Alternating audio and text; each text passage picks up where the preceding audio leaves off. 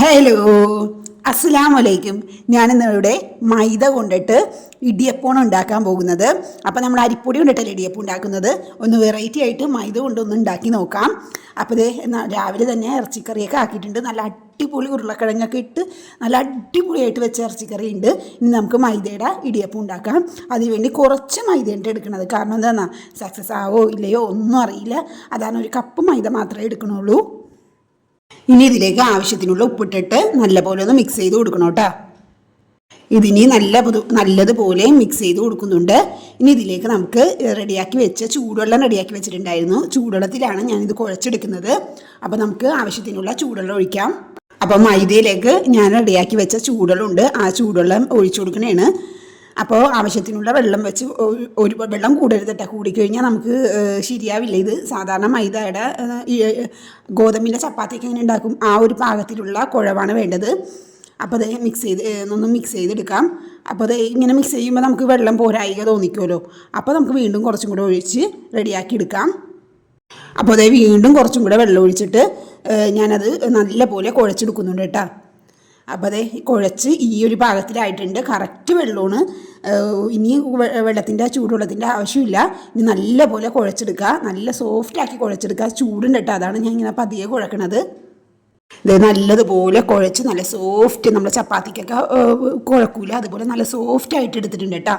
ഇനി നമുക്കിത് ചൂടോടെ തന്നെ മൂടി വെക്കാം. കാരണം ഇപ്പം തന്നെ നമുക്ക് ഇടിമണിയിലിട്ടിട്ട് പീച്ചെടുക്കാം, അല്ലെങ്കിൽ അത് ടൈറ്റായി പോകും. അപ്പോൾ നമ്മുടെ മൈദ കുഴച്ചത് മൂടി മാറ്റി വെച്ചിട്ടുണ്ട് കേട്ടോ. നമുക്ക് ഇടിമണി തട്ടൊക്കെ എടുത്തിലേക്ക് കുറച്ച് എണ്ണയൊക്കെ ഒഴിച്ച് നല്ലപോലെ ഒന്ന് മിക്സ് ചെയ്ത് കൊടുക്കാം കേട്ടോ. 2 തട്ടിലും എണ്ണയൊക്കെ തൂക്കി വെക്കാം. അപ്പോൾ എണ്ണ എല്ലാത്തിലേക്കും തൂകി കൈകൊണ്ട് നല്ലപോലെ മിക്സ് ചെയ്ത് കൊടുക്കുന്നുണ്ട്. ഇനി നമുക്ക് ഇടിമണി എടുത്തിട്ടുണ്ട്. ഇടിമണി കഴുകി വൃത്തിയാക്കി എടുത്തിട്ടുണ്ട്.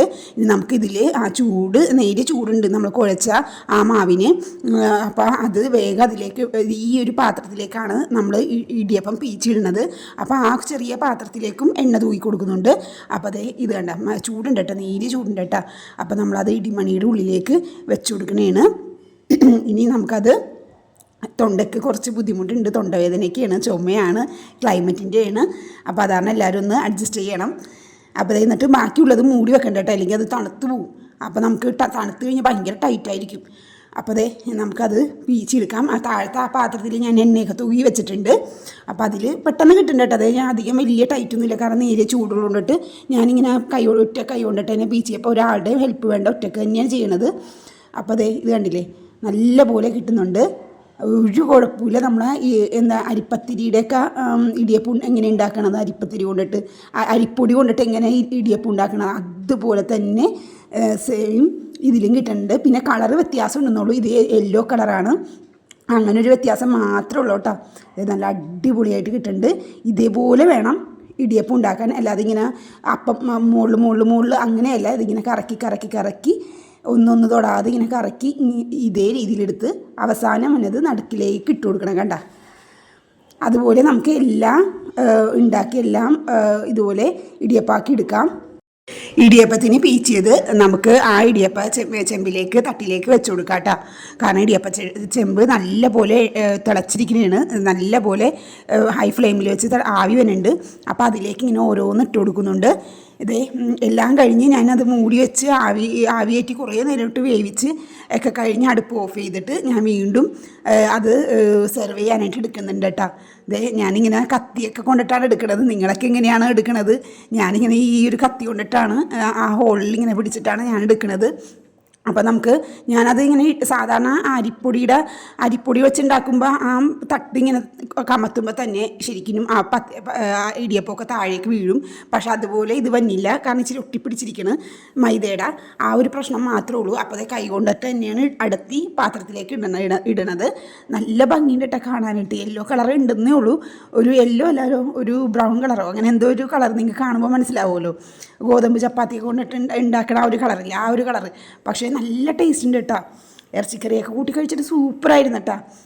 അപ്പോൾ അത് നമ്മുടെ ഇറച്ചിക്കറി ഇങ്ങനെ നല്ല ചൂടായിട്ട് ഇങ്ങനെ ഇരിക്കണേണ്, കൊതിയാണ്. അപ്പോൾ നമുക്കൊന്ന് ടേസ്റ്റ് നോക്കാം. ഈ ഇടിയപ്പോയിട്ട് എങ്ങനെ ഉണ്ടെന്ന് ടേസ്റ്റ് നോക്കാനായിട്ട് എടുക്കണേ കേട്ടോ. അപ്പോൾ ഞാനിത് കഴിച്ച് കഴിഞ്ഞിട്ട് നിങ്ങൾക്ക് അഭിപ്രായം പറഞ്ഞുതരാം.